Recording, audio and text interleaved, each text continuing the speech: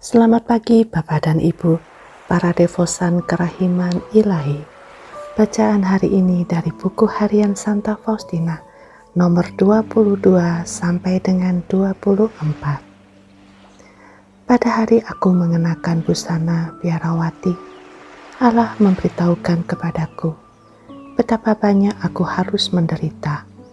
Dengan jelas aku menyaksikan apa konsekuensi dari penyerahan diriku.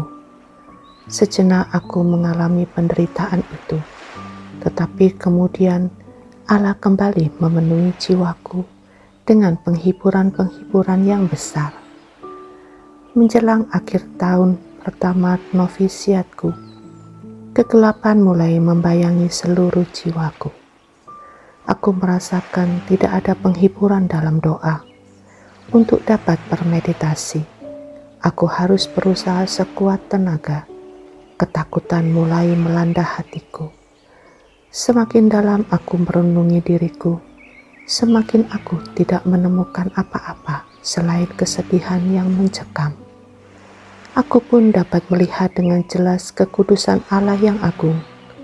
Aku tidak berani mengangkat mataku kepadanya, tetapi merebahkan diriku ke tanah, ke bawah kakinya, dan memohon belas kasihnya.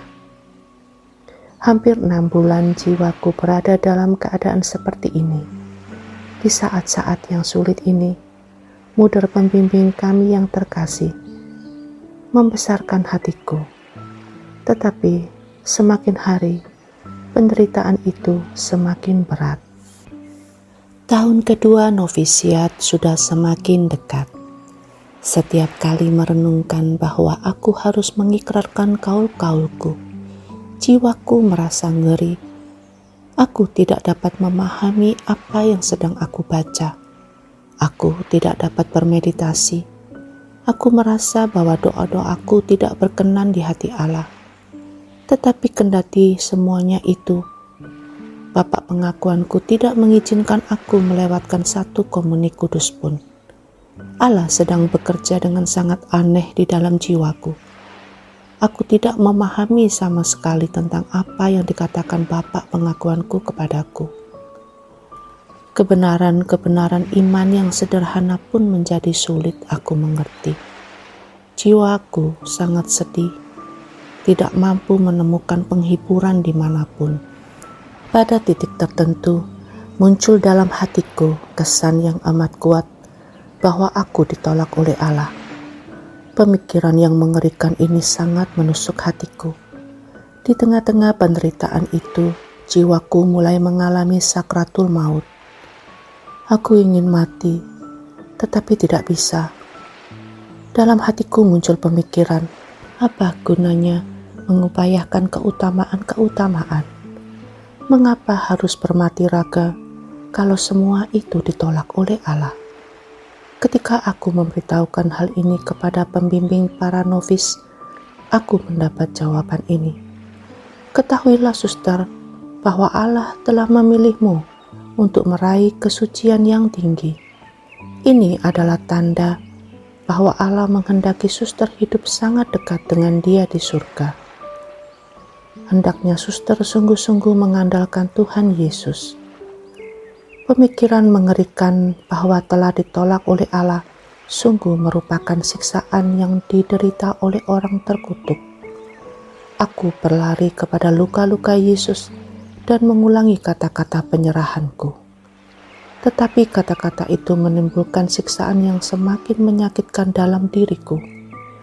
Aku pergi ke hadapan sakramen Maha Kudus dan aku mulai berbicara kepada Yesus. Yesus, Engkau berkata bahwa lebih mudah seorang ibu melupakan bayinya daripada Allah melupakan ciptaannya. Dan kalaupun ada ibu yang dapat melupakan bayinya, aku, Allah, tidak pernah akan melupakan ciptaanku. Oh Yesus, tidakkah Engkau mendengar betapa jiwaku mengeluh? Sudilah mendengarkan rintihan-rintihan yang memilukan dari anak-Mu. Aku mengandalkan Engkau ya Allah, sebab surga dan bumi akan berlalu, tetapi sabdamu akan bertahan selama-lamanya. Tetapi aku tetap tidak menemukan saat kelegaan. Pada suatu hari ketika aku baru saja bangun dari tidur, ketika aku menempatkan diriku di hadirat Allah, tiba-tiba aku diliputi rasa putus asa. Kegelapan yang pekat menyelimuti jiwaku. Aku bergulat setengah mati sampai siang hari. Sesudah tengah hari, ketakutan-ketakutan yang sungguh mengerikan mulai mencekam diriku. Kekuatan fisikku mulai surut. Dengan cepat aku pergi ke kamarku, berlutut di depan salib, dan mulai menangis mohon belas kasih Allah. Tetapi Yesus tidak mendengarkan seruanku. Aku merasa kekuatan fisikku habis sama sekali. Aku jatuh lunglai di tanah. Rasa putus asa melanda seluruh jiwaku. Aku merasakan siksaan yang mengerikan, yang tidak ada bedanya dengan siksaan neraka. 3/4 jam aku berada dalam situasi seperti itu. Aku ingin pergi dan bertemu dengan muda pembimbing, tetapi aku terlalu lemah. Aku ingin berteriak, tetapi aku tidak memiliki suara. Untunglah salah seorang suster masuk ke kamarku, mendapati aku dalam keadaan aneh seperti itu. Ia langsung memberitahu muda pembimbing. Seketika itu juga muda datang. Begitu masuk ke kamarku, ia berkata, "Demi ketaatan suci, bangkitlah dari rantai." Sekonyong-konyong suatu kekuatan membangkitkan aku dari lantai, dan aku berdiri tegak, dekat dengan muda pembimbing. Dengan kata-kata yang ramah, muda mulai menjelaskan kepadaku, "Ini adalah cobaan yang diberikan kepadaku oleh Allah," katanya. "Percayalah dengan teguh, Allah itu senantiasa Bapa kita, walaupun Ia menguji." Aku kembali melaksanakan tugas-tugasku, seolah-olah aku telah keluar dari kubur. Perasaanku diliputi dengan apa yang telah dialami oleh jiwaku. Dalam ibadat sore, jiwaku mengalami sakratul maut lagi, dalam kegelapan pekat yang mengerikan. Aku merasa bahwa aku berada dalam kuasa Allah yang adil, dan menjadi sasaran amarahnya. Pada saat yang mengerikan itu, aku berkata kepada Allah, "Yesus, dalam Injil Engkau menyamakan dirimu dengan seorang ibu yang penuh kasih. Aku percaya akan sabdamu, sebab Engkaulah kebenaran dan kehidupan. Apapun juga yang terjadi, ya Yesus, aku mengandalkan Engkau, meskipun dalam hatiku berkecamuk perasaan yang bertentangan dengan pengharapan. Lakukanlah apa yang ingin Kau lakukan terhadapku. Aku tidak pernah akan meninggalkan Engkau, sebab Engkaulah sumber hidupku."